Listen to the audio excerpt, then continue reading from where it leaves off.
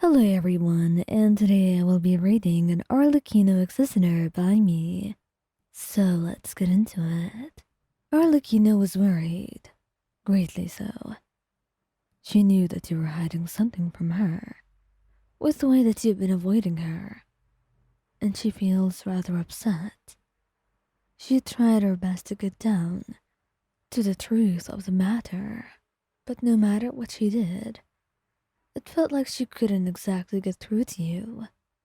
She could talk and do all she wants, but if you were not going to relent and listen to her, then what use was all of her effort for? She had no answer to that. She had no answer to any of the questions that plagued her mind either, and that annoyed her, and it worried her a lot. You've been rather nervous, and whenever she tried to talk to you, you seemed to avoid her, and whenever she was concerned about your behavior, you would leave off her concerns, telling her that you're fine, that you will be okay, that you just forgot to eat, that you just forgot to sleep, that you haven't been feeling so well. Maybe you're sick, maybe you're tired. You will just rest and it will get better. But it doesn't. No. Time passes, and it feels like you're getting worse. And Arlecchino does not want to put up with excuses and people running away from the real issue.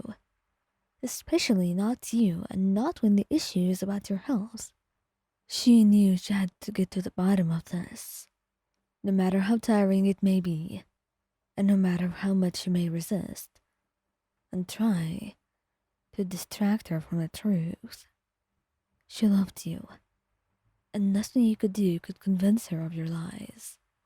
She could tell perfectly when you were saying the truth, and perfectly as well when you were lying.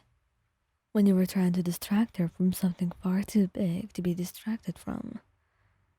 And right now, she could tell that whatever it was you didn't want her to see, it had to be truly bad. For you to be doing all of that. For you to be avoiding her so much.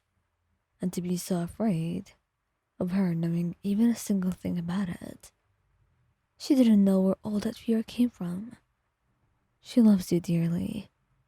She would do so many things for you. She only wants you to let her. But it's fine. She's willing to wait, to be patient, and put in all the effort that she could, and that she had to. And only one day, when she walked into your room, did she happen to discover all of this. Everything that you've been hiding, everything you've been afraid about her knowing, all of it. In just one day, she found it all. She found out what was truly going on as you were sitting on the ground, holding a tool to your hand, and intending to cause more pain and injury to yourself. This was what was truly happening all this time, all that you've been trying to hide.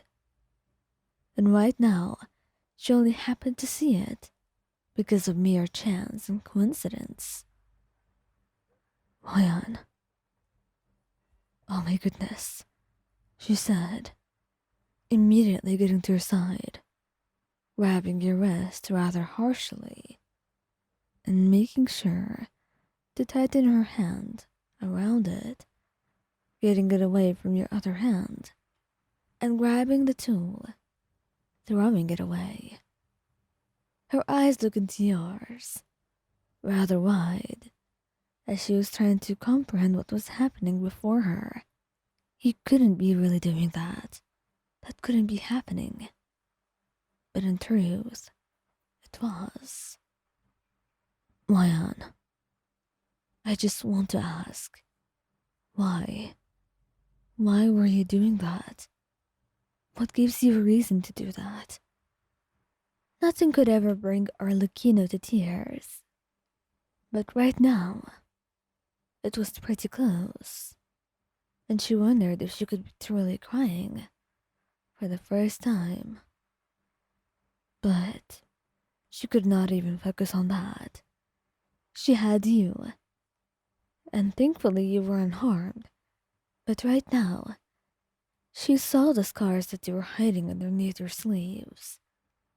She saw the pain and fear on your face, and the tool that you had used to harm yourself, probably more than once. And a part of her was livid, and a part of her was hurting.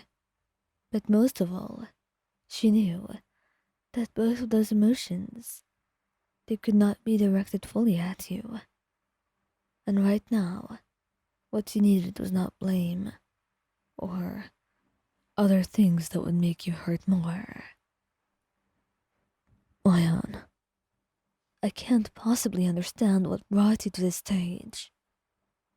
But I am sorry, she said, and there was pain in her eyes and within her voice as well. She felt so sorry and so useless for the first time since she could ever remember. Because despite all of her power and all of her efforts, there were things that she was unable to prevent. She wrapped her arms around you tightly, bringing you into her chest, holding you so close, and hoping to make you feel a little bit better. She was not going to blame you or dress you down for what you had done. You've already been through enough, and right now all you needed was love and support. And though she was going through a lot, it was nowhere near what you were going through for sure. So she held you tightly against her frame, whispering words of comfort into your ear. You're alright now. You'll be fine. I'm not mad. You've got nothing to be scared of. You'll be okay, my darling. I'll make sure of it, she said. She was determined, and she was not going to let you go through so much pain alone again. Not if she had any say in that matter. Not if she was alive and well and breathing and able to help you. And as she cupped your face in her hands gently, she kissed your forehead, giving you a tired smile. You'll be okay. We're in this together now. And I'm not going to leave you alone, no matter what else you may say. You're stuck with me now, she said, giving you a smile. And as she picked you up in her arms, taking you onto the bed to rest, and cuddling close, she knew there would be a lot to work on. But right now, finding out the truth was a start. It was a good start. And all the questions and all the things she had to say could come later, when you are ready for them. So long as you are safe and well.